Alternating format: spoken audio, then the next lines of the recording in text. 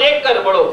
कहने का तात्पर्य है कि आज आदमी दूसरे के अच्छाई को देख के मन में प्रसन्नता का अनुभव नहीं करता, मन में ईर्ष्या और जेलसी का अनुभव करता है। इसलिए तो आदमी अपने जीवन में दुखी है। आज जितना आदमी अपने दुखों से दुखी नहीं है, उससे ज्यादा अगर वह दुखी है तो दूसरों से सुखों को देखकर दुखी है। जब तक तुम्हारे जीवन में ये भावना होगी, अरे आचार्य कहते हैं बड़ों को देखकर बढ़ो, इसका मतलब है क्या जिन्होंने अपने जीवन में कुछ गुणों को प्राप्त किया है, जिन्होंने अपने जीवन में कुछ अपने कर्तव्य का पालन किया है, जिन्होंने अपने जीवन में कुछ गुणों को हासिल किया है, ऐसे व्यक्ति को देखकर हमारे जीवन में प्रमोद की भावना आनी चाहिए, आनंद की भावना आनी चाहिए।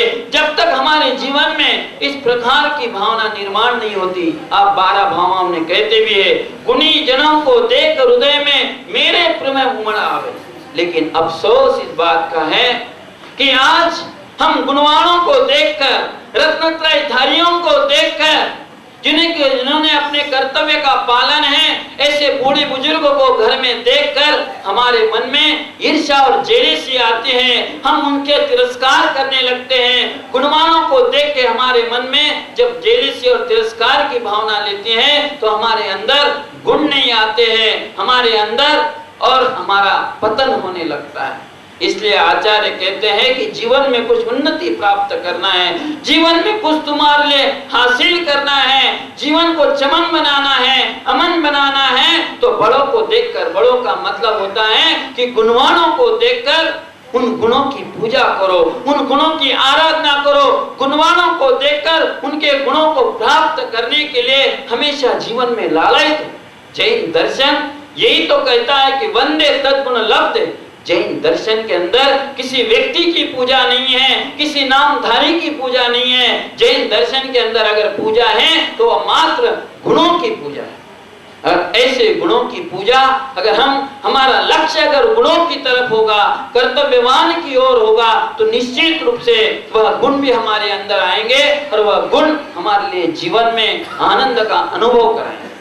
तीसरी सूत्र आचार्य भगवान देते हैं हमारे लिए कि जीवन में हमेशा कुछ प्राप्त करना है तो अच्छे के लिए प्रयास करो, अच्छे के लिए हमेशा तैयार रहो, बुरे के लिए कभी मत।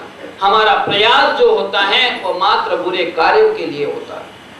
हम कभी मंदिर जाने का प्रयास नहीं करते, भगवान की स्तुति करने का प्रयास नहीं करते, मुनिराजों को हार दान देने का प्रयास नहीं करते।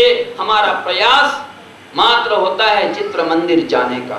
हमारा प्रयास होता है हमारी भगवान की पूजा नहीं, हमारी पेट की पूजा करने का। हमारा प्रयास होता है फिल्मी सॉन्ग सुनने का। हमारा प्रयास होता है दुनिया की राग रंग और भौतिक चकाचौंध को देखने का। जब तुम्हारा पुरुषार्थ, तुम्हारा प्रयास ही गलत वस्तुओं को प्राप्त करने का है, गलत वस्तुओं को देखने का है, तो आप विचार करिए कि तुम्हारे अंदर कौन से गुण आएंगे, तुम्हारे अंदर कौन सा भाव उत्पन्न होगा।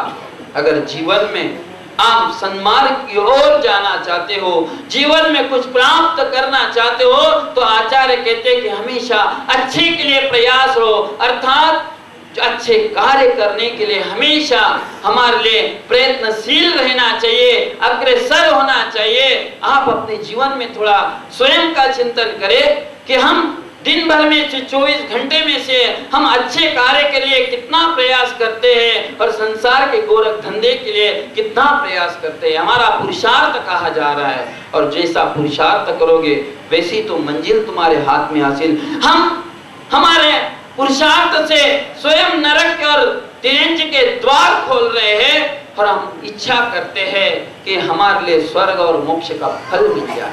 कैसे हो सकता है? पुण्यम फलम इच्छन्ति पुण्यम न कर्वन्ति न मानवा पापम फलम न इच्छन्ति पापम कर्वतु यत्नतः। आचार्य कहते हैं कि यह प्राणी संसार में मात्र हमेशा पुण्य के फल की इच्छा करता है, पुण्य के फल को मांगना चाहता है, लेकिन जीवन में कभी पुण्य कार्य, अच्छे कार्य नहीं करता है।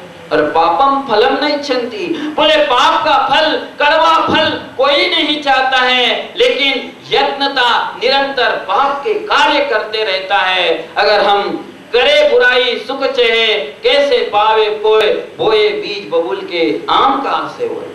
अगर हम दूसरे की बुराई करते रहेंगे, गलत कार्य करते रहेंगे, और हम अगर सुख की प्राप्ति करते हैं, दूसरे को तकलीफ देते रहेंगे, दूसरे के लिए परेशान करते रहेंगे, और स्वयं अगर हम आनंद से जीना चाहेंगे, तो आचार्य कहते हैं कतई संभव नहीं। अगर जीवन में कुछ आनंद का अनुभव करना चाहते हो तो ये तीसरे सूत्र को हमेशा याद रखना। हमेशा अच्छे कार्य के लिए प्रयत्नशील रहो, प्रयास करो, तो निश्चित रूप से तुम्हारे जीवन का तुम्हारे लिए आनंद आएगा। और चौथा सूत्र आचार्य भगवान कहते हैं बुरे के लिए तैयार रहो। इसका मतलब है जीवन में तुम्हारे लिए जब भी कोई संकट आ जाए, जीवन में तुम्हारे लिए कुछ भी आपत्ति आ जाए, विपत्ति आ जाए, उस समय अपनी धैर्यता को कभी नहीं खोना, धीरज को कभी नहीं खोना चाहिए। अगर ये तुम्हारी धैर्यता ही तुम्हारे लिए धर्म से दूर नहीं करेगी। थोड़ा चिंतन करिए, क्या सीता के ऊपर कितनी बड़ी आपत्ति थी? क्या सीता जैसी आपत्ति आपके पास है? फिर भी अगर सीता जैसी आपत्ति आपके पास होते तो आप कोर्ट में नजर जाते, लेकिन सीता ने ना रामचंद्र जी को गलत बोला, ना किसी को गलत बोला, उसने तो अपने कर्मों को डोला।